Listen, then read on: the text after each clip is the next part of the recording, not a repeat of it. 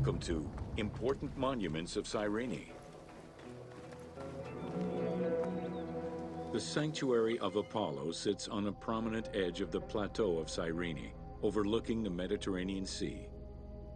It could be accessed either by the road from Apollonia, via the necropolis, or by the Sacred Way, coming from the agora of the city.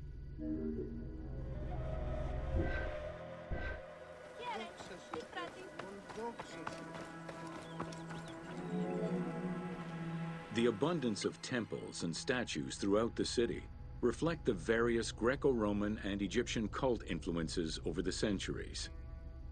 Temples dedicated to Apollo, Cyrene, and Zeus stood alongside those of Ptolemaic gods, such as Serapis and Isis. Numerous fountains were decorated to represent other gods, including the city's namesake, Cyrene.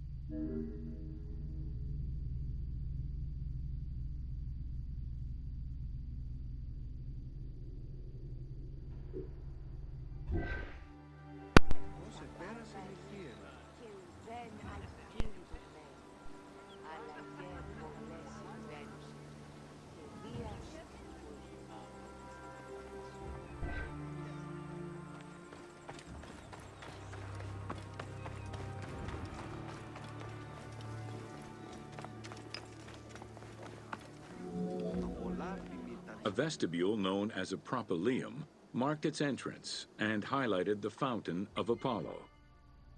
God of the sun and of protection, Apollo was an important deity to both Greeks and Romans. The sanctuary built in his honor was considered to be sacred.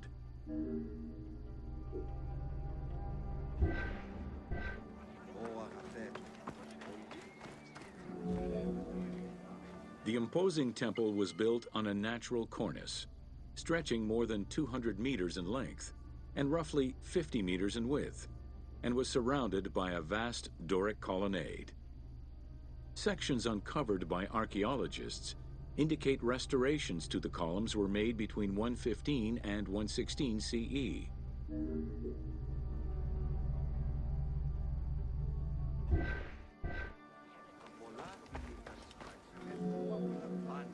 The altar was located in front of the temple. Both are estimated to be the same age, though restored at different times. Many bulls were sacrificed each year at the altar in honor of Apollo. The imprint in the stone of the ring used to strap the animals down is visible to this day.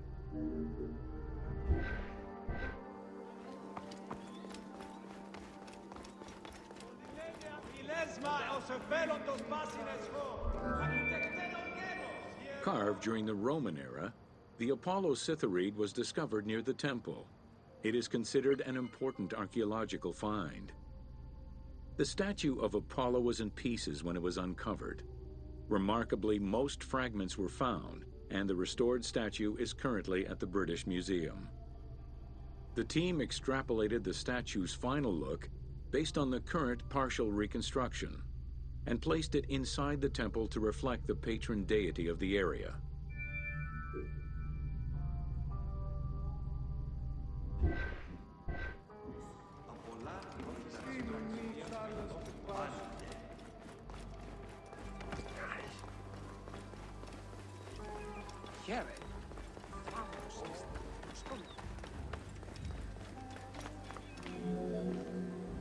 The amphitheater of Cyrene is located on what is known as the Terrace of Myrtosa, next to the sanctuary of Apollo.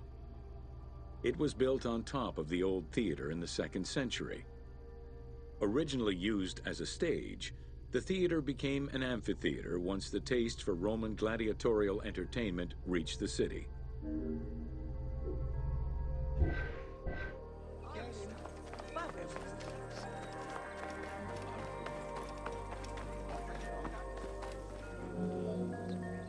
Entrances were placed at both ends of the amphitheater.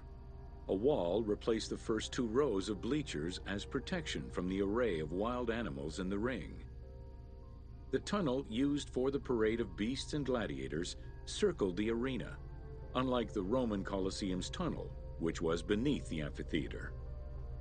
The basement and corridors accommodated both the gladiators and the animals.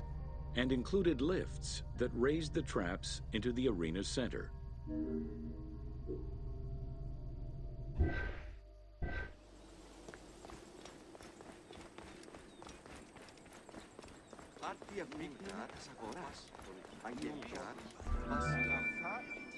Since the original theater was close to the cliffside, the expansion didn't allow for a perfect circle.